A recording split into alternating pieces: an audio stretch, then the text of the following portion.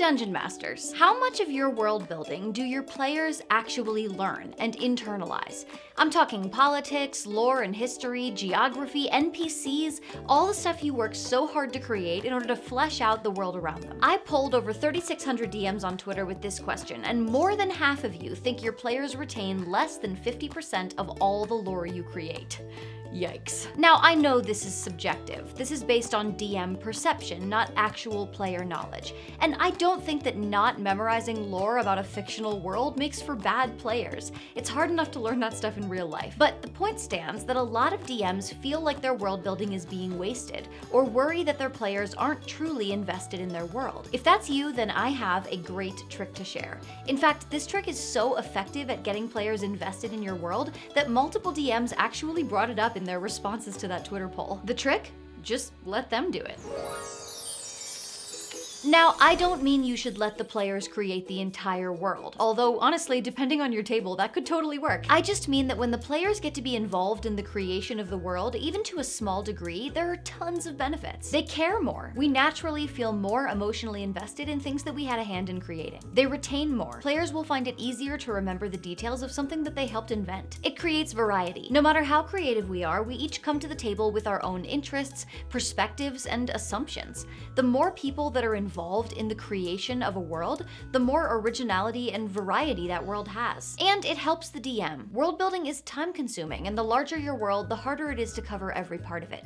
By bringing players into the creation process, you divide up the workload. Now, lots of other games have collaborative world building built into their structures. Games like Dungeon World and Blades in the Dark emphasize player participation in world building, and there are even games like Microscope or Kingdom where the world building is the game. But the cool thing about tabletop games is that the rules are just guidelines. No matter what you're playing, you can pick out mechanics and concepts that you like from other games and use them at your own table. If the idea of letting your players world build is making you nervous, I want to remind you that you're probably already doing this on some level. When a player writes their own backstory and creates, say, the character of their mother, or names the temple where they trained as a cleric, that's world building. All I'm suggesting is that you take that a little further. Not sure how to do that? Well, that's why I'm here. So let's go over a few examples. Design their hometown. Most of us know our hometown pretty well. We have a good idea of which shops are nearby and where to find them. We know the climate, the personality of the local community, the attractions, and the dangers. But it's hard to give a player that same level of understanding for their character's hometown. That is, unless they create it themselves. When I created my deep gnome barbarian Penelope, I told my DM that I wanted her to be a farm girl, raised in a small agricultural town, but underground. My DM didn't have anything like that built into his world yet. His only existing underground civilization was a sprawling empire whose capital was a big metropolitan city. So he asked me what I would want an agrarian town within that empire to look like. I started with a few descriptive notes and some illustrative photos, but before I knew it, I had created a whole community with unique features and its own economy and local folklore. To be honest, I surprised myself with how into it I got. Because I created Penelope's hometown myself, I not only feel like I know it intimately, but I also fell in love with it. When I describe her as homesick, there's a part of me that actually kind of feels that way. This option can scale depending on your world, what your players are interested in, and how much power you want to give them. Some might be game to design an entire kingdom, while others may feel more comfortable detailing a small village, a temple or monastery, or a nomadic clan. If multiple players are from the same area, this is a great way to get them collaborating. Encourage players to think of how this community interfaces with the world around it. How often do travelers come through? How do the people of this town make their living? What sort of threats do they face, if any? This kind of ideation can result in a wealth of story threads that can not only facilitate and complicate your own world building, but can help tie character-relevant locations into your plot lines, something that can really help players feel invested. Design NPCs. Lots of DMs already do this when they allow players to come up with their character's parents, siblings, or friends. But you can take this to another level if you do it with intention. Creating an NPC that they have an existing relationship with is a great way to deepen the player's connection to the game. Maybe each party member is asked to create one complete living NPC related to their character. Not just a name, but a description, a history, and dynamic desires and fears. This might be a family member, a rival, a partner, or someone else. Where did this person come from? What has happened in their life to lead them to where they are now? And what are their goals moving forward? How does the character feel about the NPC? And how does the NPC feel about the character? In my experience, related NPCs can be a bit of a blind spot for player characters. While some backstories can explain a loner PC, most people should have somebody that they know, at least a little, even if it's a teacher or an employer.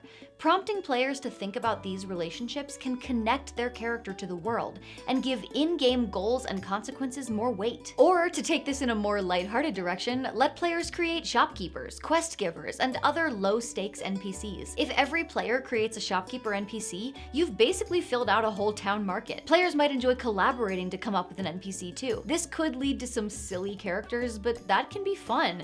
Your party might never love another NPC as much as they love their invention of Glorp, the two-headed goblin stable master who also sells homemade glue. Create spontaneously. Not all player world building needs to feel like homework. Players can also contribute to improvised world building off the cuff.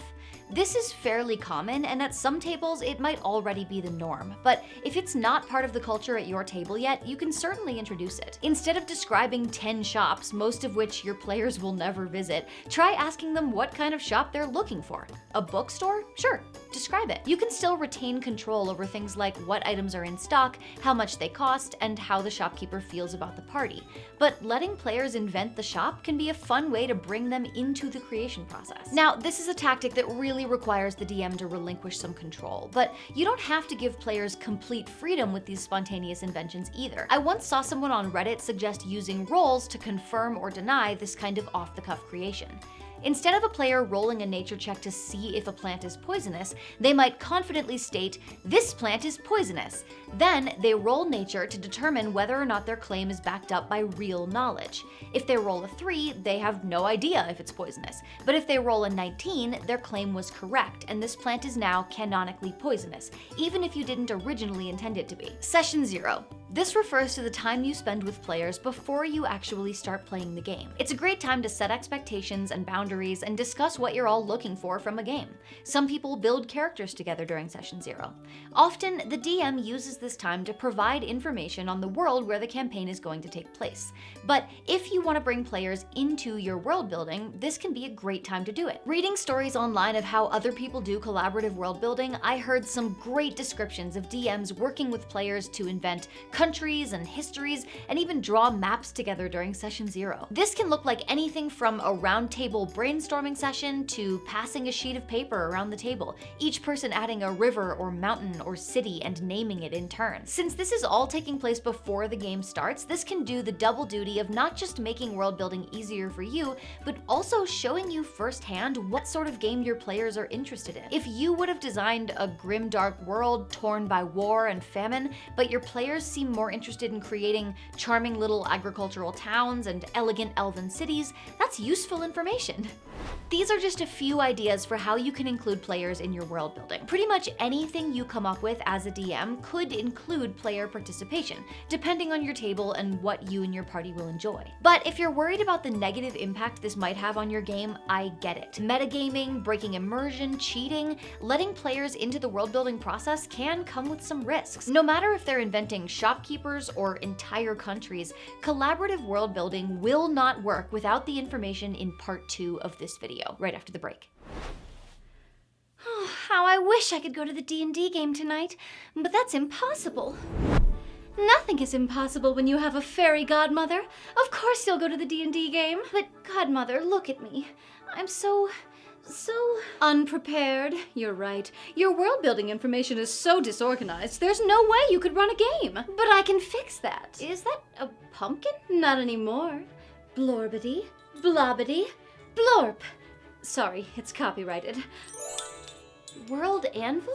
What's that? It's a toolkit for writers, game masters, role players, and world builders of any kind. It has everything you need to organize and document your world, from wiki-style articles to interactive maps to historical timelines. Their privacy tools make it easy to choose what your players can see and what's for the DM's eyes only. Will it help me run a session? Of course it will! It has built-in dice rollers, support for stat blocks and character sheets, and even a party quest log and character journals. Trust me, me. This platform was built by world builders for world builders. If you need it, World Anvil has it. How do I use it? Well, you can try it out for free, but since I'm such a fantastic godmother, I've also scored you 40% off an annual membership with the code Ginny. That's amazing! Thank you, godmother, thank you. I'm ready to go to D&D now. Oh, you're not gonna change? You're probably wondering how you can invite players to participate in your world building without worrying about metagaming or breaking their immersion or making them feel like they're doing homework. And those are all totally valid questions. There are 3 crucial things to understand if you want to implement this kind of thing in your game. Make sure they're into it. Not every table is going to enjoy this kind of gameplay. Some players come to D&D so they can immerse themselves in and explore a fantastical new world, and going behind the curtain to help create this world might break their immersion and take away part of what makes D&D fun for them. Some players don't have time or interest in working on their D&D game in between sessions, and some people might feel put on the spot if you ask them to create parts of the world while they're in the middle of gameplay. Just talk to your table about this. Maybe they're interested in trying it out to just see how it feels. Maybe some of them want to be involved in this, but not others. You'll never know if you don't ask. Every party will have different interest levels in world building. It's okay if not everyone at the table wants to participate, or if they want to do a limited amount of world building, or if they only want to world build as a group to avoid feeling like there's pressure on individual players. This should be a conversation. It'll look different for each player. Just like all DMs world build differently, each player will have a different way of engaging creatively with your world. Some might prefer sitting down with you and talking through their ideas rather than writing them out. Some might think more visually, creating Pinterest boards or drawings or maps to illustrate their ideas. Their areas of interest will affect what they focus on. If you ask 2 players to detail their hometowns, one might lay out 200 years of political history for a city, while another might spend most of their time describing what you'd see if you walked around the area. Likewise, some players will get really into this and others won't be happy if they feel like they've been given a writing assignment. For players who don't want homework, they might prefer doing more lightweight, mid-session world building, while players who get nervous being put on the spot might prefer to get to prepare their world building ahead of time. I encourage you to embrace the ways that your players want to engage with this tactic. If the whole point of bringing your party into your world building is to make them feel invested and engaged, pushing them into something that they don't want to do is counterintuitive. There's really no way to make this work if you don't have trust and good communication with your table. If you believe that your players are going to use this power to metagame and cheat, that's a problem that goes well beyond collaborative world building. This style of gameplay is perfect for a party where everyone comes to the table with the shared goal of playing a game that's fun for everyone. That said, even great players with good intentions can metagame accidentally, or can bring things into your world building that you don't want to include in your game. That's why it's super important that you create clear guidelines and always retain the right to veto something that you don't think would be a good fit. After all, just because you're letting players get involved with world building doesn't mean you're no longer the DM. Ultimately, your job is to be the final arbiter of the game and keep things running smoothly. This might mean focusing player input more on flavor than function. And remember, your players still want to be surprised and discover things, so make sure you don't overdo this. Don't put your party into a position where they feel like they already know all the answers, or where they have to worry about whether or not they're accidentally metagaming. Give your players a taste of world building, and you might find that it makes them even hungrier for all the stuff you're putting together behind the scenes. Then all that's left is to make sure that your solo world building is good enough to hold their attention once you've gotten it. For that, you have got to check out my videos about common world building mistakes that DMs like you might not even realize that you're making.